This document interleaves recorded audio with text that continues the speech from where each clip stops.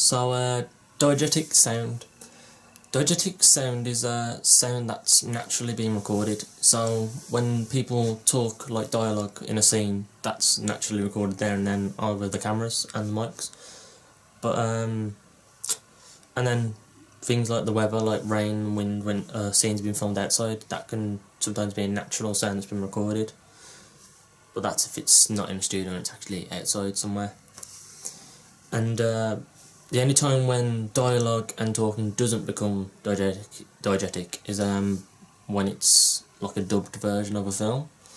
So when someone dubs another language over, like a Spanish, Italian, French, any European language or Asian language like Japan or anything, any foreign language over an English film or the other way around even, and it's dubbed, that's been done in like a studio somewhere. Someone's read the dialogue and then just put it over the film. That's when it starts to become non-diegetic as well.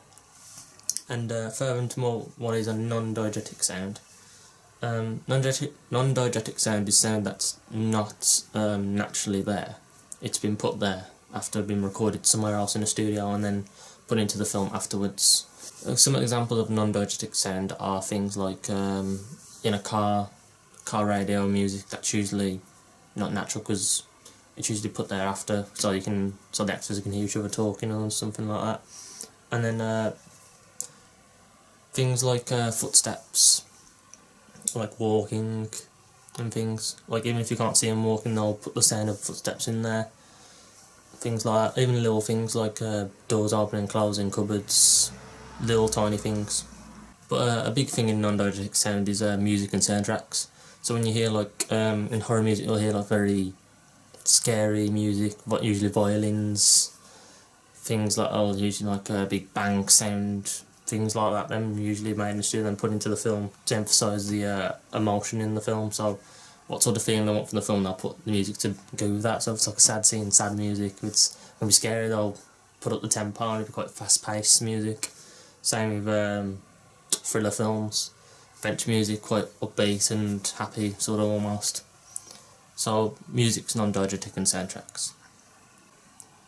Then you got design sound effects. Design sound effects are sound effects that have been made specifically in a studio or a computer of some sort. They're usually things like that sounds that don't really exist and they have to make them up.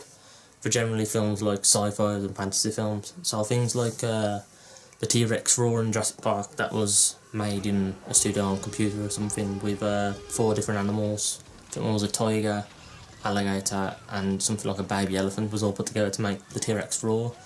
And because T-Rexes don't exist and they're not alive anymore, they generally made the roar up on computer because they don't know what it sounds like, so that's what they'll think and they'll just do that to make that.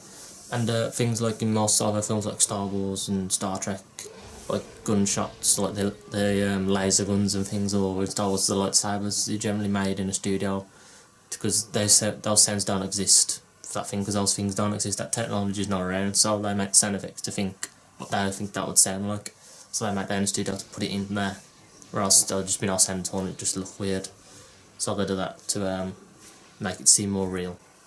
Then you got Foley sound effects. These are sound effects that are a bit similar to the design sound effects, except the sound effects are made in quite a unique way. For things like it's like sound effects you think you'd hear of something. For example, when you watch fighting action movies, you'll hear like punch sound effects, like whacks and stuff, and if you was generally in a fight, you wouldn't hear that noise, but they put it in there to emphasise it sort of bit.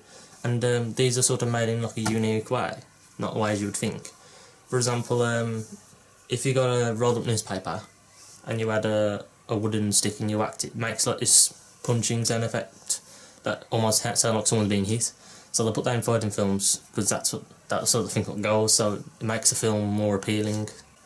Yeah, so also things like footsteps, opening doors and things are usually made behind the scenes as well as Foley sound effects, where someone else will do the footsteps watching the scene over and they'll do the footsteps as same as them, like exact same, in the same rhythm they are walking.